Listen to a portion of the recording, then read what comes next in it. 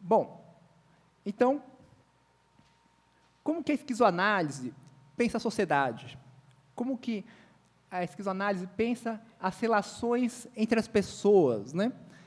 A esquizoanálise vai tomar tudo muito mais pelo movimento do que pela estática.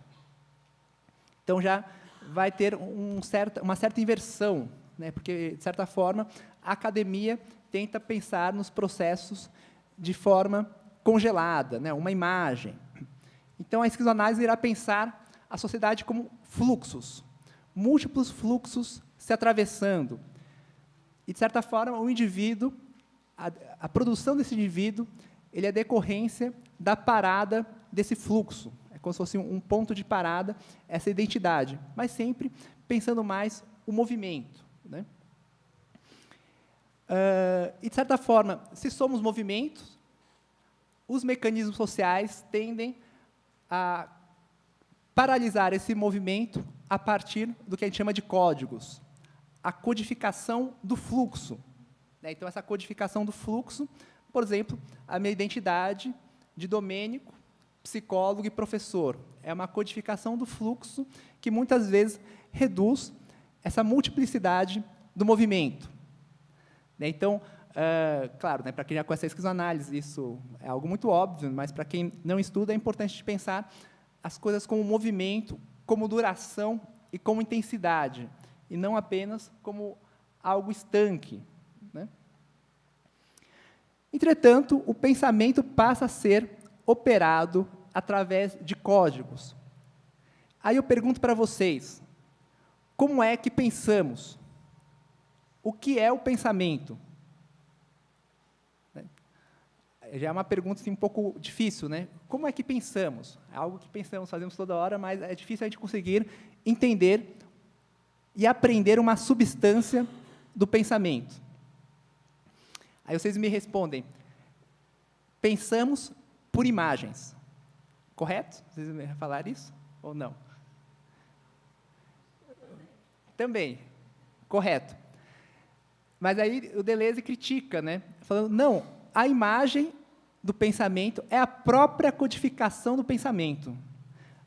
Porque o pensamento, ele se estrutura muito mais pelo movimento, pelo desarranjamento, um desmoronamento, um fluxo do qual essa imagem poderia ser, por exemplo, uma síntese desse pensamento, né?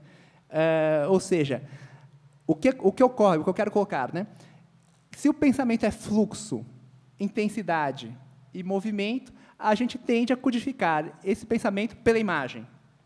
Da mesma forma, se nós somos movimento, diferença, forças virtuais, codificamos por uma identidade. E esse ato de codificar é um primeiro processo de redução do mundo, porque é um pouco o que gera o mal-estar, né? A gente codifica os amigos, codifica a vida, e aí, por exemplo, a gente acorda e fala assim, tudo é sempre igual, nada muda, todo dia é a mesma coisa, né? Não sei se vocês já tiveram essa sensação, né? Vocês se olham no espelho e falam, nossa, eu sou a mesmice de sempre, né? Não sei se vocês já imaginaram isso. Mas isso é um processo de codificação falaciosa, porque por mais que o que o Domênico está falando aqui é algo total mesmice para vocês, vocês não sabem, né? Porque isso aqui é um encontro diferencial, é uma situação nova. Vocês não sabem o que vai ocorrer quando saem de casa e vão para a rua. Tudo é diferença. Quando você conhece alguém, tudo é diferença, mas a gente tende a codificar, a gente tende a estereotipá-lo em determinadas pautas estratificadas, né? Então, só estou dando esse exemplo, né? Porque esse processo de codificação é tão intenso que codificamos tudo como nós próprios nos codificamos. O pensamento, os hábitos, tudo é codificado, né? Então, o mecanismo social principal que ocorre é essa canalização dos fluxos via códigos. E esses códigos funcionam como moldes ou imagens do pensamento, né? E, obviamente, esses moldes vão criar linhas de segmentaridade rígida, e é um pouco aquilo que o Deleuze e o Guattari fazem a crítica, né? são muito mais pautadas por um modelo arborescente, ao invés de um modelo de multiplicidade, que seria o modelo rizomático. Eu não sei se vocês já ouviram, né, os esquizoanalistas falando do rizoma e da árvore, né? Então, eles fazem essa comparação, né? Essa codificação segue a lógica da árvore. E a árvore é aquela ideia de que a gente tem que ter uma base bem enraizada, um tronco comum e os segmentos que derivam desse tronco. Folhas, frutos, flores, etc. Entretanto, Deleuze-Guattari afirmam, não, isso já é uma codificação da vida. A vida, ela se expressa muito mais por uma multiplicidade, difícil de categorizar, porque é só a gente pensar, né? A própria psicologia conseguiu identificar, conseguiu mapear todo o comportamento humano? Obviamente que não, né? E um dos resultados disso é que temos 500 linhas teóricas. Então, se a gente for pensar tanto o indivíduo, a sociedade ou o inconsciente, se explica muito mais pela lógica do rizoma do que pela lógica da árvore. Aí, o que é o rizoma? Aí, Mil Platôs 1, né?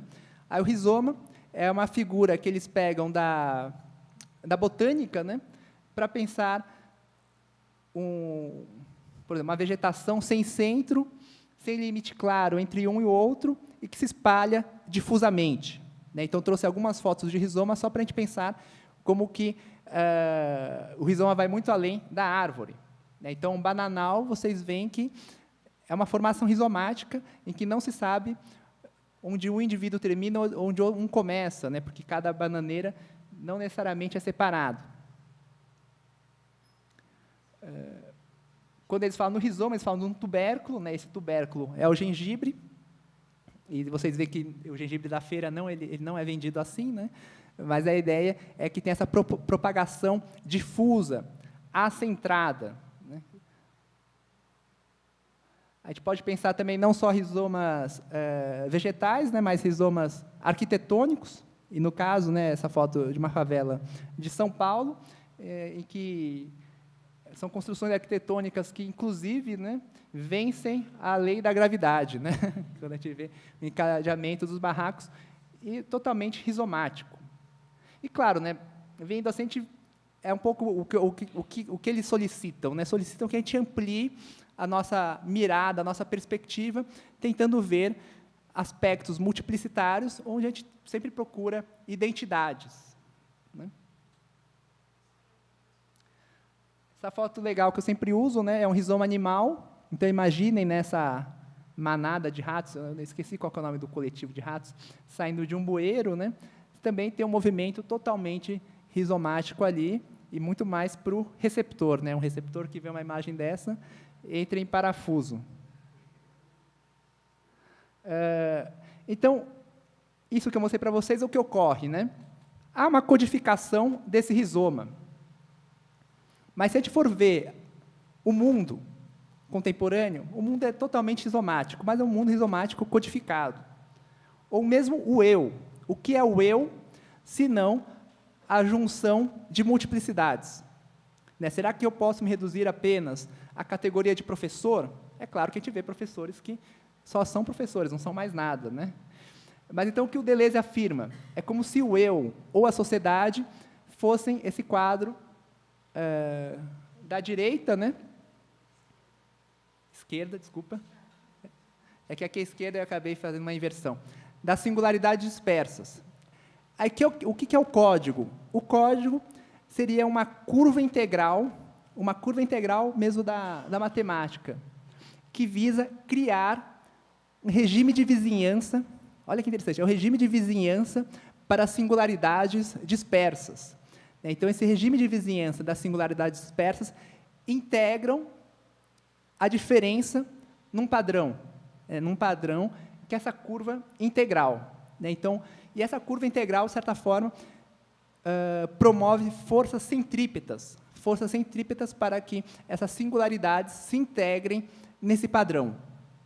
Então, é só a gente pensar nos múltiplos padrões que vivemos, né? Padrões estéticos, padrões de hábitos, padrões dietéticos, né?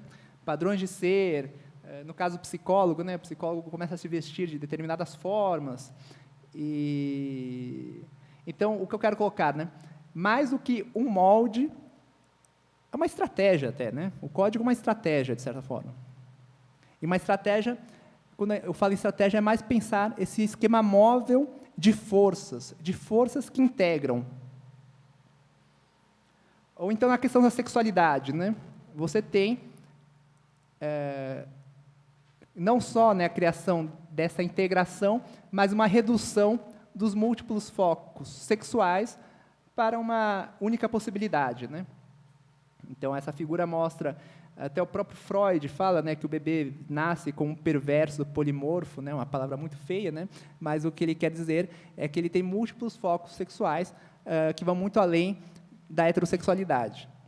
Entretanto, no seu processo de domesticação social, obviamente, a produção, a canalização desse desejo múltiplo na heteronormatividade, em que tudo o que iria além dessa heteronormatividade foi visto como anormalidade, algo que está fora da norma e como doença, né? Algo que, felizmente, os conhecimentos os conhecimentos médicos e psicológicos já criticaram bastante isso, tanto que o CFP criou a resolução que proíbe, né, tratar a homossexualidade como doença, né? Só que aí psicólogos evangélicos toda hora estão querendo acabar com a nossa resolução. Mas isso da sexualidade a gente pode pensar para qualquer coisa. O corpo tem múltiplas formas de expressão e canalizou-se nessa figura do corpo sarado e trincado. Aí o maior alvo de preconceito hoje é a obesidade, né? Então, hoje quem tem os seus quilinhos a mais não apenas sofre o preconceito e exclusão dos outros, mas principalmente a sua autoexclusão, né? Todo mundo se olha no espelho, todo mundo tem gordurinha sobrando e todo mundo se penaliza, né? Se culpabiliza. Então, é um pouco o exemplo de como estamos normatizados por determinado código social, né?